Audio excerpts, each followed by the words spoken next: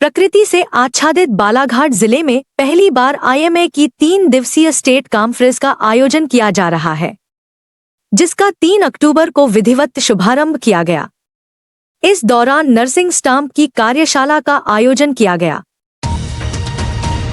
बता दें कि इकोपल्स प्रकृति का पोषण करें थीम पर आयोजित कॉन्फ्रेंस में दिल्ली, बॉम्बे, हैदराबाद, नागपुर सहित प्रदेश के भोपाल, इंदौर, ग्वालियर सहित अन्य जिलों से तकरीबन 600 डॉक्टर जुटेंगे, जो WHO की धारणा प्रकृति से मानसिक, शारीरिक, सामाजिक और आध्यात्मिक स्वास्थ्य को जोड़ने पर चर्चा करेंगे। कॉन्फ्रेंस में वोकल फॉर लोकल, आयुष्मान, सशक्त नारी स्वस्थ समाज को भी इस कॉन्फ्रेंस में विचार रखे जाएंगे।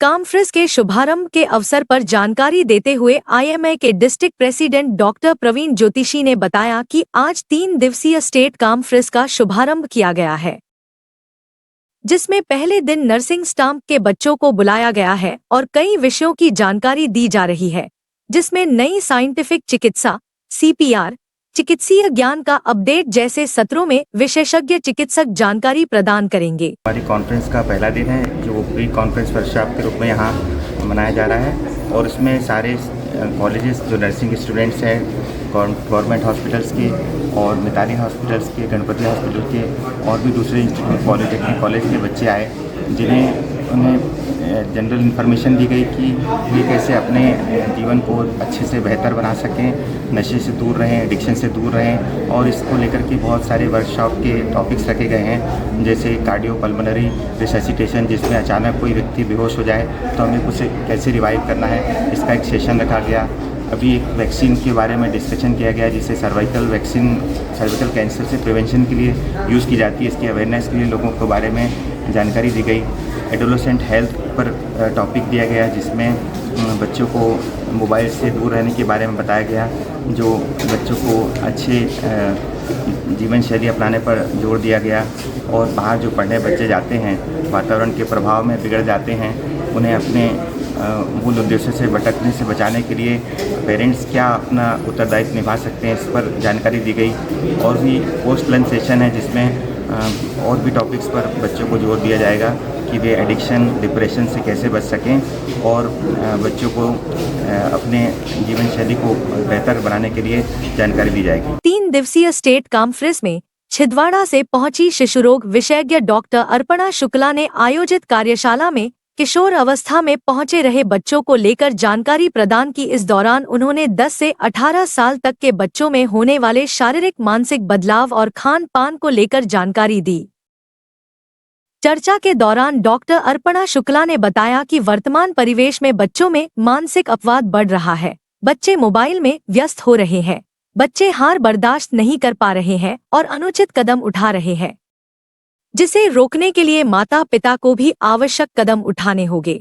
अभी जो हमने एक वर्कशॉप की किशोर बच्चों के स्वास्थ्य के विषय में की, उसमें हमने बातचीत की। जो बच्चे जो हमारे किशोर अवस्था में आते हैं, 10 साल से लेकर 18 साल वाले जो बच्चे हैं, इनमें बहुत सारे परिवर्तन होते हैं, शारीरिक, मानसिक, हर तरह के परिवर्तन होते हैं। उसमें बच्चे कभी भटक जाते हैं, तो उन्हें हमें कैसे देखना चाहिए, कैसे उनकी देखभाल हम करें कि वो भटके ना और सही रास्ते पर चलते रहें। उसके लिए हमने न्यूट्रिशन कैसा होना चाहिए, उनका जो स्क्रीन आजकल मोबाइल्स वगैरह में बच्चे बहुत जा रहे हैं, तो उससे हम उन्हें कैसे बचा सकते हैं। जो मानसिक अवसाद हम देख रहे हैं बच्चों में आजकल बहुत बढ़ रहा है, एंग्जाइटी, डिप्रेशन, सुसाइड, छोटे छोटे बच्चे सुसाइड कर रहे हैं, तो वो ना करें। उसके लिए हम कैसी पेरेंटिंग कर सकते हैं या हम कैसे उन लोगों को बड़ा कर सकते हैं कि वो इन सब चीज़ों से दूर रहें, उनको जो कुछ जितना मिल रहा है उसमें खुश रहना सीखें। और जो फेलियर्स होते हैं, हार जहाँ होती है, उसको फेस करना सबसे इम्पॉर्टेंट है। हमारे बच्चों को हार को फेस करके आगे बढ़ना जरूरी है, ये चीज़ें जो सिखाना जरूरी है। उसके लिए हमने एक वर्कशॉप की थी, जिसमें कुछ गाइडलाइंस हम सब डॉक्टर्स को हम लोगों ने। जैसे कि मैम आज के डेट में पढ़ाई में मोबाइल बहुत इंपॉर्टेंट चीज़ हो गई है जी।